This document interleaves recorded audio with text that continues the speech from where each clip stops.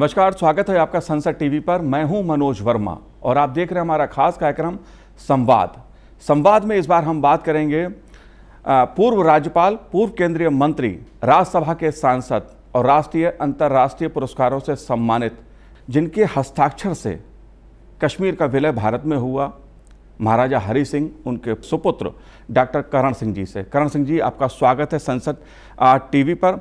और हम जब आपसे बात कर रहे हैं तो एक ऐसा क्षण कहें कि भारत का जो संविधान है उसे अपनाने की 75वीं जो यात्रा है, जी हाँ, उस पर एक लंबी चर्चा संसद में हुई और आपके सार्वजनिक जीवन की जो यात्रा है उसने भी 75 साल पूर्ण की है। मैं आपसे ये जानना चाहता हूँ, समझना चाहता हूँ, क्योंकि आपने इतिहास को बनाया भी है और बनते हुए देखा भी है।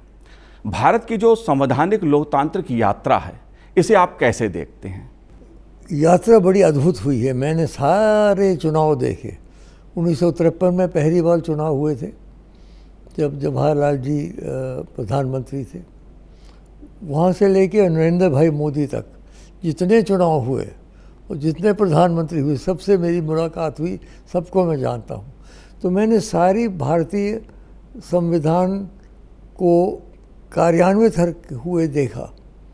जब बन रहा था तब भी, जब मैं बड़ा हो रहा था तब बन रहा था, क्योंकि संविधान तो 1950 में बना। उस वक्त तक मैं 49 में बन गया था रीजेंट। तो मैंने सब देखा और बाबा साहब डॉक्टर अम्बेडकर की चेयरमैनशिप, अध्यक्षता में जो सारा काम चल रहा था, और संविधान सभा में बड़ी ज़बरदस्त बहस हुई। लोग नहीं समझते इस बात को जी।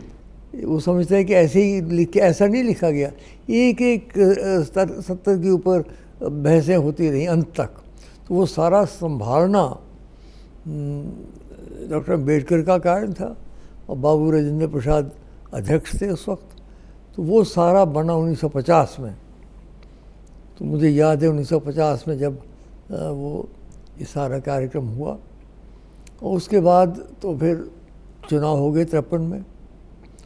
तो इतनी देर में मैंने देखा, मैं 40 वर्ष रहा हूँ संसद में, 4 बार लोकसभा में, 4 बार राज्यसभा में, और दोनों पक्ष की ओर भी विपक्ष की ओर भी, दोनों हाउस में। तो मैंने सारा देखा। तो बड़ा अद्भुत है हमारा संविधान जो हम चल रहे हैं 75 वर्ष एक प्रजातांत्रिक पद्धति में। यही एक बहुत बड़ी उपलब्धि है, क्योंकि बहुत सारे देश जो उपनिवेशवाद के बाद निकले, उनकी प्रजातंत्र 2, 4, 10 साल चली, फिर ठप हो गई। हमारी चल रही है, ज़ोरों से चल रही है। और इसका मुझे लगता है कि एक श्रेय जाना चाहिए जो भी नेता हमारे हुए हैं, जो भी प्रधानमंत्री हुए हैं, उन्होंने अपनी अपनी ओर से देश को सुदृढ़ करने का प्रयत्न किया है। जी, जब हम बात संविधान की करते हैं तो कई ऐसे पहलू भी उभर के सामने आते हैं, और मैं ये भी जानना आपसे चाहूँगा, क्योंकि आप महाराजा के सुपुत्र रहे, लेकिन आपने महाराजा अपने नाम के साथ लगाया नहीं। इसकी क्या कहानी है, इसकी क्या दास्तान रही? इसकी दास्तान ऐसी है मनोज जी कि जब पिताजी का स्वर्गवास हुआ 1961 में, तो मुझे पत्र गवर्नमेंट ऑफ इंडिया का आ गया recognising me as the Maharaja of Jammu and Kashmir. मैंने उसी दिन, जिस दिन वो पत्र आया था, मैंने कहा कि ऐसा पत्र आया है, लेकिन मैं महाराजा का टाइटल यूज़ नहीं करूँगा। उसके 2 कारण हैं। एक तो मैं प्रजातंत्र में था, उस वक्त तो मैं इंदिरा जी के मंत्रिमंडल में था जी, और दूसरा उसी समय 1 महीने के बाद मेरी डॉक्टरेट आ गई थी। तो मैंने कहा देखिए, मैं डॉक्टर करण सिंह पसंद करता इसलिए कि डॉक्टर, महाराजा तो मैंने कोई बहादुरी नहीं की, मैं उस जन्म लिया वहाँ तो बन गया, लेकिन डॉक्टर के लिए मैंने बहुत मेहनत की। इसलिए जिस कार्य के लिए मैंने मेहनत की, मुझे वो उपाधि पसंद है, न कि वो जो अपने कर्मों के जन्म के मुताबिक मिली जी। ये है कारण उसका। इसलिए मैंने हमेशा डॉक्टर करण सिंह कहा, कभी महाराजा का प्रयोग नहीं किया जी। आपकी एक लंबी संसदीय यात्रा रही है डॉक्टर करण सिंह जी, लेकिन आपने सार्वजनिक जीवन में, अगर मैं टाइगर रिजर्व की बात करूं, उस दिशा में भी आपने काफ़ी काम किया। आपने पर्यावरण की दृष्टि से काफ़ी काम किया, और आपने जो कश्मीरी भाषा है, डोगरी की अगर मैं बात करूं, संस्कृति की बात की जाए, उसके संरक्षण के लिए भी आपने कार्य किया। इन पहलुओं को आप कैसे देखते हैं अपने जीवन में? देखिए, संस्कृति मेरे लिए बहुत महत्वपूर्ण है मनोज जी। राजनीति तो अपनी जगह है, लेकिन मैं उन व्यक्तियों में से नहीं हूँ जिनकी सारी शक्ति और सारी जो चेतना है वो राजनीति में जाए।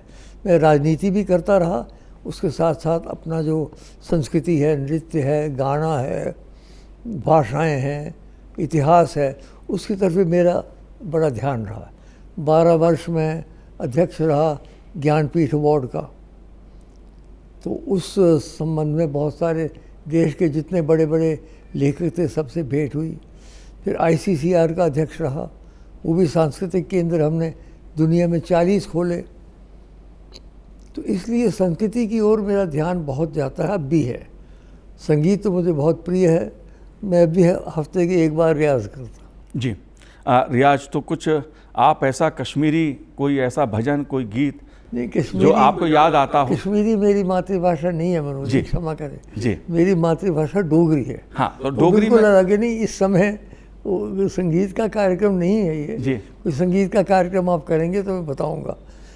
हमारी राज्य में कश्मीर की, देखिए एक बात याद रखिए, जम्मू कश्मीर राज्य जो है वो 1846 में बना, जब महाराजा गुलाब सिंह ने संधि की अंग्रेज़ों के साथ। जी। उससे पहले जम्मू कश्मीर रियासत नहीं थी। कश्मीर की तो बड़ी पुराना इतिहास है, वो राज तरंगिनी ऋषि मुनियों से लेके फिर बौद्ध का समय आया, फिर उसके बाद फिर शैव का हुआ, फिर सूफी आए इत्यादि, वो तो बहुत लंबा इतिहास है। लेकिन जम्मू कश्मीर रियासत जो है वो बनी 1946 में, जिसमें 4 विभक्त भाग थे। लोगों को समझना चाहिए जी। एक तो जम्मू का क्षेत्र था, एक कश्मीर की वादी थी प्रसिद्ध, गिलगित बल्तिस्तान और लद्दाख करगिल, लेह करगिल, ये 4 अलग अलग हिस्से थे। और बल्तिस्तान और लद्दाख को तो डोगरा फौज ने फतेह किया था। जी मनोज जी, एक बात मैं कह दूं, मौका मिल रहा है जी। हमें कभी क्रेडिट नहीं मिला डोगरास को। हमने भारतवर्ष की सरहदों को कितना बढ़ाया। बड़े बड़े योद्धा हुए, छत्रपति शिवाजी महाराज हैं, महाराणा प्रताप हैं, बड़े बड़े, वो भारतवर्ष के अंदर लड़ते रहे। हमारी ही ऐसी एक, मैं दावे से कह सकता हूँ, कम्युनिटी है जिसने बड़ी कुर्बानी के साथ इतनी इतनी बड़ी पहाड़ों पे चढ़ाई की, जहाँ आज भी गैस मास्क के बगैर जाना संभव नहीं होता।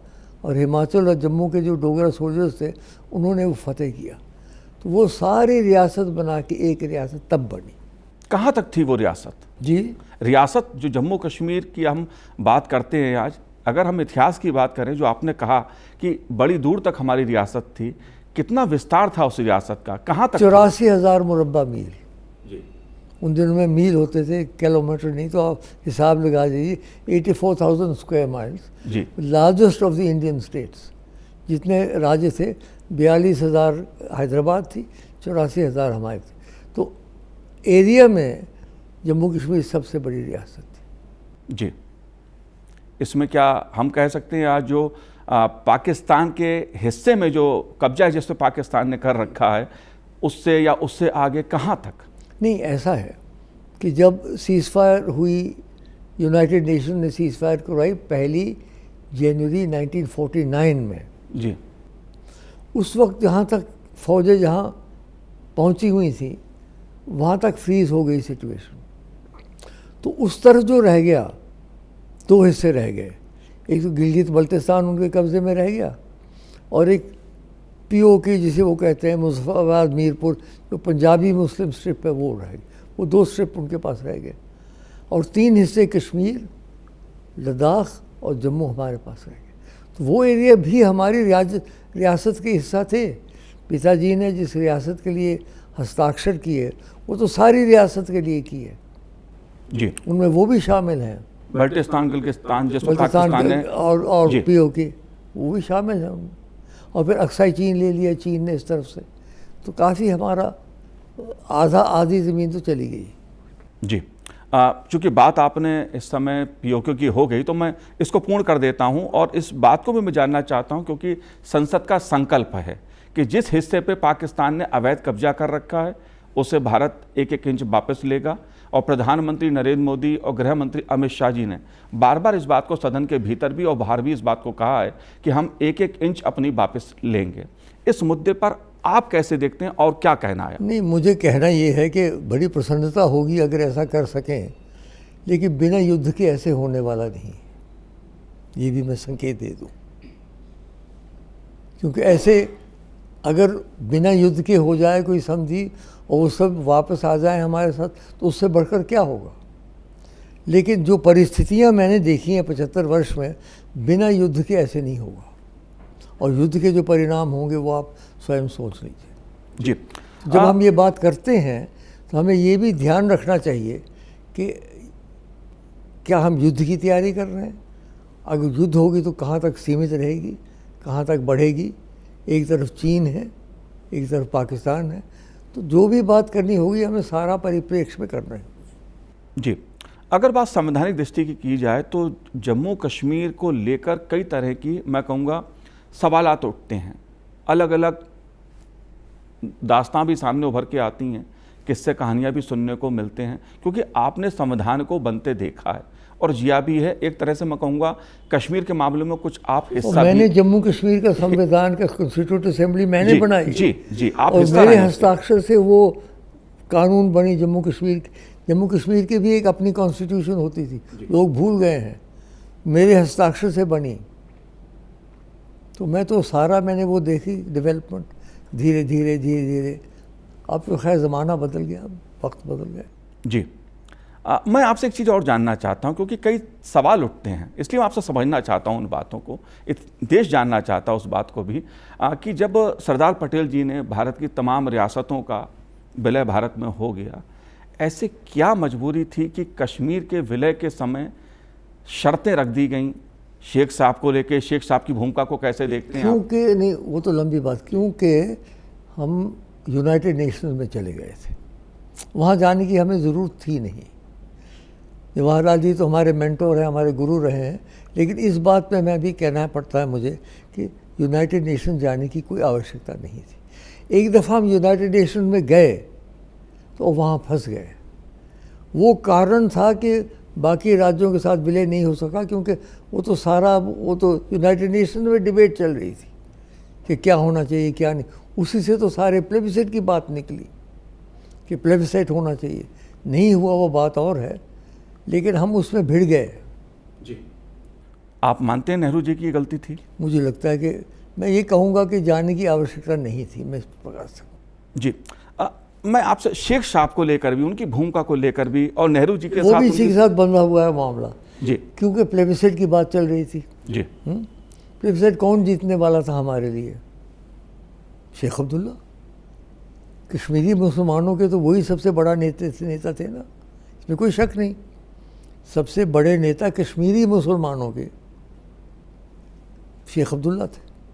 जी, प्रभावशाली नेता थे, प्रभावशाली वक्ता थे कश्मीरी में, उर्दू में, बड़े लंबे चौड़े 6.5 फुट, आपने तो देखे नहीं, लेकिन उनका बड़ा प्रभाव था। तो वो नेता थे, उन्होंने जीतना था हमारे लिए प्लेबिसाइट। तो जब उन्होंने प्लेबिसाइट जीतना था तब उनकी बात माननी पड़ती थी जवाहरलाल जी को। उन्होंने ही कहा, दुखद बात है, उन्होंने ही कहा कि जब तक महाराजा हरि सिंह राज्य में है मैं प्लेबिसाइट नहीं जीत सकता। बताइए। जी, तभी सरदार पटेल ने उनको कहा, और ये भी कहा कि महाराजा हरि सिंह से ज़्यादा ख़तरनाक महारानी तारा देवी हैं, क्योंकि महाराजा तो बैठे रहते हैं अपने कोर्ट में, लेकिन महारानी कैंप में जाती हैं। क्योंकि माता जी मेरी जो थी वो राजकुमारी नहीं थी, वो गरीब छोटा सा गांव है कांगड़ा का, वहाँ के रहने वाली थी। उनको दर्द थी गरीबों के साथ, तो वो जाती थी कपड़े लेके, दवाइयाँ लेके घूमती थी। शेख अब्दुल्ला ने कहा वो ज़्यादा ख़तरनाक है, उन दोनों को जाना पड़ेगा। तब जाके दोनों, पिताजी भी चले गए, माता जी भी चले गए, और 20 जून 1949 को मुझे रीजेंट नियुक्त किया गया, और वही 20 जून पिछले साल 75 वर्ष पूरे हो गए। जी, डॉक्टर करण सिंह जी, मैं बात शेख अब्दुल्ला जी की इसलिए करता हूं या समझना चाहता हूं इस बात को, क्योंकि नेहरू जी ने उनको जिस तरह से पहले ताकत शक्ति देने की कोशिश की दिल्ली से, और जो आपने बताई बात कि महाराजा हरि सिंह जी और आपका जो अधिकार था, जो आपका हक था, और साथ में शेख अब्दुल्ला जी को फिर जेल भी भेजना पड़ा, नेहरू जी ने उनको जेल भी भेजा। ये क्या? देखिए, आपको मेरी आत्मकथा पढ़ने पड़ेगी मनोज जी, उसके बिना आपको समझ नहीं आ सकती इस बात की। बहुत लंबी बात है। संक्षेप में कहूँ तो शेख अब्दुल्ला का भी कुछ विचार में परिवर्तन आने लगे थे। किस तरह? जो दिल्ली एग्रीमेंट किया था उन्होंने, उनसे वो अलग होने की कोशिश कर रहे थे। और बहाना उन्होंने बनाया प्रजा परिषद एजिटेशन। प्रजा परिषद एजिटेशन हुई, फिर डॉक्टर श्यामा प्रसाद मुखर्जी की मृत्यु हुई। ये अब सब बातें क्रमशः मेरी आत्मकथा में आपको मिलेगी। जी। फिर अंत में उनको जेल मैंने ही भेजा। फिर अजीब बात तो ये है कि मुझे ही साइन करना पड़ा उनका एड्रेस, क्योंकि मैं तो सदर रियासत था, पंडित जी ने थोड़ी कुछ करना था दिल्ली से। तो आपके हस्ताक्षर से शेख अब्दुल्ला जी को जेल जाना पड़ा। एक मैं इतिहास की जब बात करता हूं कश्मीर के, या आम जनता की, आम भारतवासी की भावनाओं को देखता हूं, समझता हूं, तो एक परसेप्शन ये उभरता है कि क्या ये एक कश्मीर मुस्लिम सल्तनत थी, क्या था ये? क्योंकि एक ऐसा परसेप्शन बनाया जाता है। आप डोगरा राजवंश के राजकुमार रहे, आप महाराजा हरि सिंह राजा थे। क्या इतिहास क्या है? देखिए, 100 साल डोगरा ने राज किया। 80% लोग जम्मू कश्मीर के मुसलमान थे, अब भी हैं। पहले तो ये क्लियर हो जाना चाहिए हम। दूसरी बात ये है कि 100 साल डोगरा राज रहा, हमारे परिवार का राज रहा, हमारे बहुत अच्छे संबंध रहे मुसलमानों के साथ। शेख अब्दुल्ला ने ज़रूर एंटी डोगरा प्रोग्राम शुरू किया था, जिससे थोड़ी तलखी शुरू हो गई थी, नहीं तो हमारा भला चंगा था। अब जब प्रजातंत्र आया तो प्रजातंत्र में बहुमत के हाथ का पावर तो जाएगी जाएगी। तो जब महाराजा हरि सिंह हटे तो शेख अब्दुल्ला के हाथ में पावर आ गई जी। उनके बाद बख्शी गुलाम मोहम्मद आ गए, उसके बाद ख्वाजा शमसुद्दीन आ गए, उसके बाद ख्वाजा गुलाम मोहम्मद सादिक आ गए, उसके बाद कासिम साहब आ गए, उसके बाद उमर अब्दुल्ला आ गए। अब प्रजातंत्र जहाँ होगा वहाँ तो बहुमत ही होंगे ना जी। तो मुस्लिम सल्तनत कहना तो गलत है, लेकिन थी तो हिंदू सल्तनत जब तक सल्तनत थी। लेकिन जब सल्तनत समाप्त हो गई तो उसके बाद तो अनिवार्य है। इतिहास, आप वेदों के ज्ञाता हैं, आप अध्यात्म की दृष्टि से भी आपको लोग सुनना चाहते हैं, जानना चाहते हैं। आपने कश्मीर सहित भारत के तमाम मंदिरों को एक तरह से उनका संरक्षण किया है, उस हमारी ऐतिहासिक धरोहर का संरक्षण किया है। ऋषि कश्यप की बात होती है कश्मीर को लेकर, उस इतिहास की बात होती है। वो इतिहास को आपने वेदों में कैसे जाना है? देखो, जाना या समझा? इतिहास वेदों में नहीं मिलेगा जी, या ग्रंथों इतिहास तो मिलेगा पुराणों में। मैं तो उपनिषद का आदमी हूँ। मैं श्रुति के नीचे आता ही नहीं हूँ, मैं श्रुति तक पहुँचा ही नहीं हूँ। रामायण महाभारत वे पुराण वगैरह मुझे रुचि नहीं, मुझे रुचि उपनिषदों में है जी। ज्ञान वहाँ है, सर्वोच्च ज्ञान अगर हमारा है तो उपनिषदों में है। इसलिए ये जो सारी कथाएं आई हुई हैं राजतरंगिनी में, कल्हण ने लिखी हुई हैं। कश्यप मीर है इसलिए कश्मीर बन गया, और कश्यप आए कैसे आए, और बहुत सारी कहानियां हैं इसके बारे में कि ये बहुत बड़ा एक झील थी ये सारी वैली, और वहाँ जलदेव रहते थे, एक राक्षस, लोगों को बसने नहीं देते थे। तो सब लोगों ने फिर प्रार्थना की देवी से। तो देवी एक पक्षी होता है हारा, छोटा पक्षी के रूप में आई, एक पत्थर लेके छोटा सा, और ऊपर उन्होंने वो पत्थर फेंका, बढ़ता बढ़ता बढ़ता वो हारी पर्वत बन गया। तो हारी पर्वत कहते हैं ना, हरी पर्वत नहीं है, पिताजी का कोई ताल्लुक नहीं, हारी पर्वत है।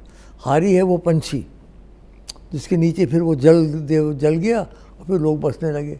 ये भी कहानियाँ हैं और बहुत सारी कहानियाँ। कश्मीरी इतिहास तो बहुत लंबा जी, लेकिन उससे हमारा कोई संबंध सीधा नहीं रहा है। हमारा तो 1946 के बाद डोगरा राज, और डोगरा राज के बाद प्रजातंत्र राज। जी। हाँ, बिल्कुल बिल्कुल। आपने इतिहास की जो जिक्र किया कि आपका डोगरा राजवंश और उसके बाद प्रजातंत्र का राज देश में चला, लेकिन अगर बात की जाए जम्मू कश्मीर के संदर्भ में, तो आज़ादी के बाद जिस तरह से 370 को लेकर, हालांकि इसके पीछे भी एक इतिहास अपना है, आपके राजवंश से भी जुड़ा वो इतिहास है, लेकिन उसके बाद जिस तरह से 370 का दुरुपयोग हुआ, इन पहलुओं को आप कैसे देखते हैं? एक बात मैं पहलू भूल रहा हूँ पिताजी के बारे में। निज़ाम हैदराबाद ने भारतवर्ष के विरुद्ध लड़े, बाकायदा, आप जानते हैं ना, लड़े जी। हमला करना पड़ा आर्मी को, 1 लाख लोग मारे गए। उनको तो राज्य प्रमुख बनाया और पिताजी को रियासत के बाहर भेजा। ये किसने कहा? मैं कह रहा हूँ बात जी। किसने नहीं कहा, मैं कह रहा हूँ ये बात। खैर उसको छोड़िए। अब आपने जो 370 का चक्कर लाया ना, ये संवैधानिक मामला है। जब ये केस चल रहा था यूनाइटेड नेशंस में, इसलिए कश्मीर को उस समय विलय नहीं किया जा सकता था, इसलिए कश्मीर का प्रतिनिधित्व हो सेंटर में और भारतवर्ष के साथ कोई संबंध बने, तब 370 बना। डोगरा राजवंश एक लंबे समय शासन किया, बाद में आते आते एक ऐसा लगने लगा जैसे इस्लाम के नाम पर जो पलायन हुआ कश्मीरी पंडितों, वो बड़ा दुर्भाग्य हुआ, वो बहुत ही दुर्भाग्य हुआ, क्योंकि वो कश्मीर की परंपरा की भी विरुद्ध था। क्योंकि कश्मीर की परंपरा रही है कि वहाँ पहले शैव प्रधान थे, फिर बौद्ध आ गए थे। कनिष्क ने बहुत बड़ा द्वितीय अंतर्राष्ट्रीय बौद्ध सम्मेलन कश्मीर में किया था। फिर उसके बाद फिर शैव उभरे, लल्लेश्वरी वगैरह। उसके बाद सूफ़ी आए। जम्मू कश्मीर में जो धर्म परिवर्तन हुआ वो अधिकतर सूफियों के माध्यम से हुआ, ऐसा नहीं हुआ जैसे तलवार के माध्यम से। सूफ़ी आए, 700 लोग लेके शाह हमदान आए ईरान से। तो वो परंपरा ऋषि जो थे, जो वो हम जैसे बचपन में हम या जवानी में जब हम जैसे अपने मंदिरों में जाते थे, वैसे मखदूम साहब भी हाज़िरी भरते थे, चिरार शरीफ भी हाज़िरी भरते थे, बाबा ऋषि भी हाज़िरी भरते। हमने कोई इम्तियाज़ नहीं किया कभी। वो भी उतने ही पूजनीय स्थान है जितने हमारे हैं जी। लेकिन दुर्भाग्य से ये जो आतंकवाद आ गया, अतिवाद आ गया इस्लाम में, इसने तबाही कर दी। उसी के कारण ये सारा जो ढांचा कि जम्मू कश्मीर का सामाजिक बना हुआ था, सब अस्त व्यस्त हो गया। और कश्मीरी पंडित इतनी योग्य कम्युनिटी है मनोज जी, मैं क्या बता सकता हूँ आपको। पढ़े लिखे, योग्य, प्रशासक, सबके सब उनको निकलना पड़ा। मैं इत्तेफाक से इंडिया में था ही नहीं उस समय, मैं अमेरिका में एम्बेसडर था। बस मैं एम्बेसडर गया, वापस आया तो सब कश्मीरी पंडित निकल गए थे। जी। 370 की बात इसलिए भी होती है क्योंकि कहा जाता है कि जब तक 370 रही, भारत का संविधान पूर्ण रूप से वहाँ पर नहीं लगा, कानून लागू नहीं हो। वो क्या बात है? वो वही तो जो मैंने कहा जी। ये जो हमने जैसे लैंड रिफॉर्म्स किए थे, वो लैंड रिफॉर्म्स बड़े रेडिकल थे, तो वो नॉकडाउन हो जाते सुप्रीम कोर्ट से, तो नहीं होता। 370 टेम्पररी प्रोविज़न बनाया था ना 370, तो अब 370 गया तो छोड़िए अब उसको, अब उसमें क्यों धंसे हुए हैं? नहीं, आपसे जानना चाहते हैं जन साधारण से मेरी करबद्ध प्रार्थना है कि अब आप कृपा करके तेन भुंजीता छोड़ दीजिए। अब भविष्य की बात कीजिए। उसमें जाएंगे तो बहुत लंबी चीज़ें निकलती हैं, बहुत इतिहास निकलता है, उसमें मैं नहीं बता सकता हूँ आपको। आप मेरी किताबें पढ़िए, उसमें लिखा हुआ है सब कुछ। जी। अगर भविष्य की हम बात करें तो बात आपने पीओके की मुझे बताई दी कि बगैर युद्ध के पीओके वापस ले, जो मुझे मेरा ख्याल है, अगर ले लें तो वाह वाह, अगर ले लें तो वाह वाह। हमारी ज़मीन थी, हमारे पूर्वजों की ज़मीन थी, हमें तो बड़ी प्रसन्नता होगी।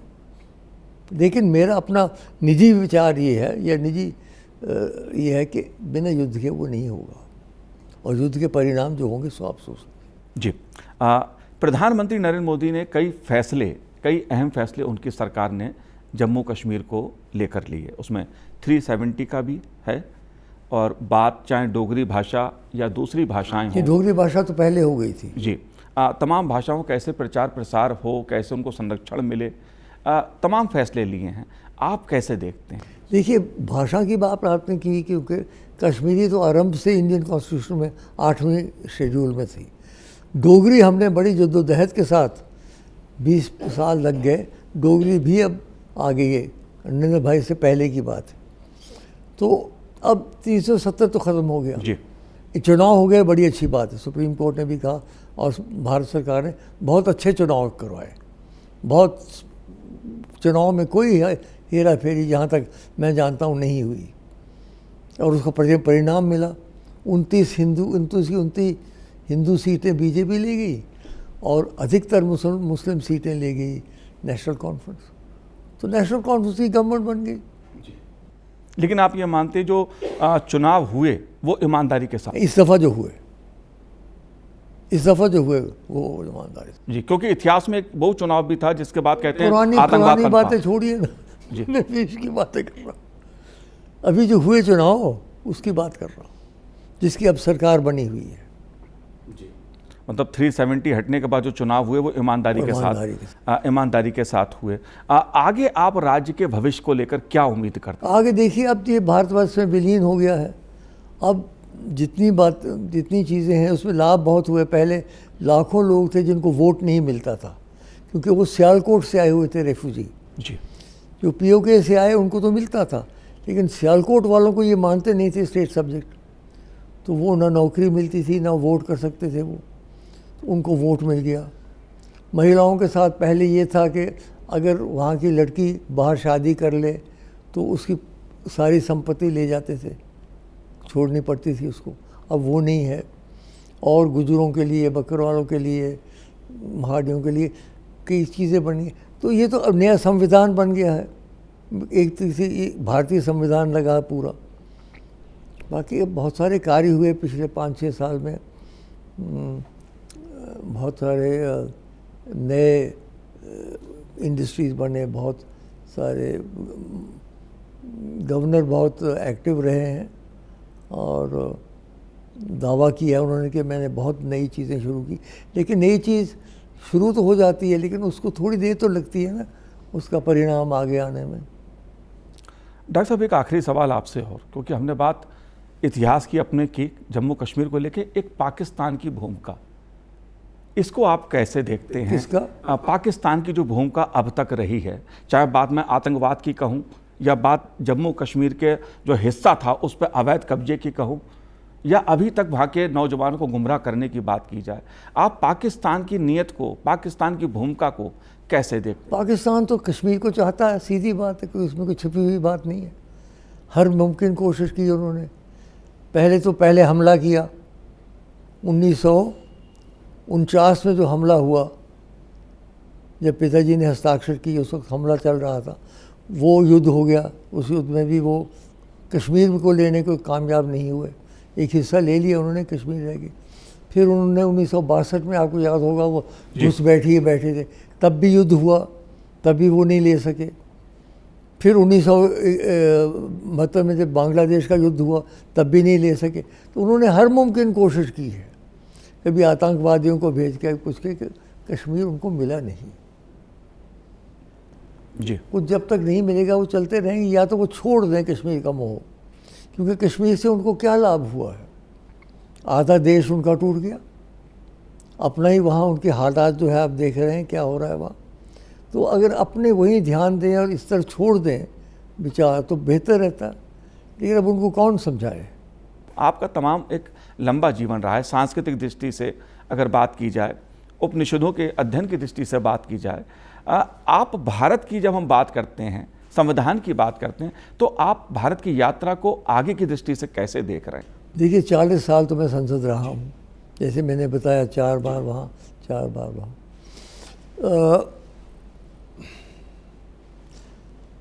भविष्य स्वर्णिम तो रहेगा भारतवर्ष का भविष्य, मुझे इस बात का विश्वास है। उपनिषद में सहनवतु सहनव भुनक्तु सहे वीर्यं करवावहे तेजस्वी नावधीतमस्तु माँ विद्विषावहे। यानी हम सब इकट्ठा काम करें, इकट्ठा हम कामयाबी हों, माँ विद्विषावहे, नफरत नहीं हो एक दूसरे से। मैं आपकी इच्छा जानना चाहता हूँ, बाघों का संरक्षण जी। जो बाघ संरक्षण के लिए आपने काम किया, जो हाँ, वो बड़ा महत्वपूर्ण वो कैसे काम करा वो आपने? बड़ा क्या वो है? महत्वपूर्ण काम किया। मैं बताऊँ वो किस्सा। मुझे इंदिरा जी ने एक दिन कहा कि आप Indian board for wild life के अध्यक्ष बन जाइए। महाराजा मैसूर अध्यक्ष थे, लेकिन वो ज़्यादा चल नहीं सकते थे। तो मैंने कहा ठीक है, बनूंगा। तो मैं बन गया। तो पहली मीटिंग में तो हमारी हलो हलो हुई सबके। दूसरी मीटिंग मैंने देखा राष्ट्रीय पशु शेर था, लायन था। आपको भी आश्चर्य होगा कि उस डेट तक लायन था। क्यों? जो हमारा स्तंभ है, जिसके ऊपर हमारा ये चक्र है, वो जी, सारनाथ वाला स्तंभ, शेर। तो मैंने कहा भाई शेर तो केवल गुजरात में मिलते एक स्थान में, और टाइगर जो है वो सारे उत्तर से लेके दक्षिण तक और पूर्व से लेके पश्चिम तक फैले हुए हैं। तो हमने उस बोर्ड में रेजोल्यूशन पास किया, इंदिरा जी से प्रार्थना की कि आप कृपया इस राष्ट्रीय पशु को लायन से बदल के टाइगर बनाइए। उसके कारण उन्होंने हमारे कारण बनाया। तो मैं ये कह सकता हूँ कि मेरी वजह से टाइगर बना राष्ट्रीय पशु। अब जब राष्ट्रीय पशु बन गया तो उसको सुरक्षा की भी कुछ करना था, तब प्रोजेक्ट टाइगर बना। तब हमने सारा काम शुरू किया, और एक विश्व में सबसे अगर कामयाब कोई रहा है ऐसा कार्यक्रम तो हमारा रहा। आज 3000 से ज़्यादा टाइगर हो गए, ख़त्म हो गए थे करीब करीब, क्योंकि वो राजा महाराजाओं को मारने की आदत, और जो गवर्नर आया उसको टाइगर मारना है, जो वाइस रॉय है उसको टाइगर मारना है, और टाइगर सफारी भी चलती हैं लोग पैसा दे के। हमने कहा वो सब बंद करो, ख़त्म। बहुत मार लिया जो मारा जी। तो एक तरीके से जो राजा महाराजाओं ने टाइगर मारे, मैंने उनका प्रायश्चित किया टाइगर को बचा के। आपने मंदिरों के संरक्षण के लिए भी जो आपका ट्रस्ट है उसने बड़ा काम किया है, वो क्या ऐसे काम है है कि आपका? मंदिर हमारा ट्रस्ट वास्तव में बहुत बड़ा ट्रस्ट है, धर्मा ट्रस्ट। महाराजा गुलाब सिंह जी ने जब राज्य स्थापित किया, उसी वक्त धर्मा ट्रस्ट को भी स्थापित किया, और हम मुकर्रर रहे। शेख अब्दुल्ला ने बड़ी कोशिश की उस ट्रस्ट को लेने की, लेकिन हमने नहीं छोड़ा, क्योंकि ये हिंदू माइनॉरिटी स्टेट है हमारे यहाँ, हिंदू अल्पमत में है। तो वहाँ जो मंदिर हैं वो सरकार के हाथ में क्यों जाए। हम चला रहे हैं अभी तक भी, कोई 100 के करीब हम चला रहे हैं छोटे मोटे मंदिर, सारे जम्मू कश्मीर को मिला के। और सारे देश में भी मंदिर हमने, फिर नटराज का मंदिर बनाया जम्मू में, हमने पौंडीचेरी में बनाया नटराज का मंदिर, हमने अमेरिका में बनाया एक नटराज। मैं नटराज का भक्त हूँ जी। नित्यावसाने नटराज राजो ननाद धक्काम नौ पंचवारम उद्धर्तु कामान सनकादि सिद्धान हे तत् विमर्शे शिवसूत्र जानम। ये ध्यान है नटराज का। तो नटराज की जो मूर्ति है शिव जी की नृत्य करने की, वो मुझे बड़ी आकर्षित लगती है, और मैं उनकी अनेक मंदिर बनाए। जी। एक आखिरी बात, आपकी बड़ी लंबी सार्वजनिक जीवन की यात्रा रही है। जाहिर तौर पे आपके जीवन में तमाम ऐसे लोग आए होंगे जिन्होंने आपको प्रभावित किया होगा, आपके जीवन को एक दिशा भी दी होगी। सबसे ज़्यादा आपको किसने प्रभावित किया? विद्या नीति में डॉक्टर राधाकृष्णन, क्या बोलते थे वो। जो मैं बोलता हूँ ना संस्कृत बीच में अंग्रेजी भाषण के, उन्हीं से सीखा है मैंने। तो वो ये देखिए, वो दो मेरे, मैं उनको गुरु मानता हूँ। दूसरे गुरु धार्मिक गुरु मेरे अलग रहे हैं, वो भी 4 हैं, लेकिन ये 2 गुरु एक प्रकार से सार्वजनिक जीवन में मेरे रहे। और उपनिषदों का आपने जो अध्ययन किया या उसके प्रति आपका जो लगाव है वो कहाँ से आया और कहाँ से प्रेरणा वो मिली? आरंभ डॉक्टर राधाकृष्णन ने ही किया था, और फिर स्वामी रंगनाथानंद होते थे यहाँ रामाकृष्ण मिशन में, उनसे मैंने बहुत कुछ सीखा उपनिषद के बारे में। और जो मैं सीखता रहा तो स्पष्ट होता रहा कि हमारा वास्तव में अगर हमें हमारी विद्या है तो वो श्रुति में है। उपनिषद को श्रुति कहते हैं, बाकी तो स्मृति है, बाकी तो सुनी हुई बातें हैं। चाहे महाभारत हो, चाहे रामायण हो, चाहे ये पुराण हो, मुझे उनमें कोई रुचि नहीं है। श्रुति जो है वो प्रमुख है। और हालांकि वो कहते हैं, आपने वो श्लोक भी सुना, सर्वोपनिषदो गावो दुग्धा गोपाल नंदन, कि सारे उपनिषद गायें हैं, दुग्धा कृष्ण हैं और अर्जुन दूध पी रहे हैं, गीता का अमृत। तो गीता है उन्हीं पे आधारित, लेकिन वास्तव में वो है उपनिषद।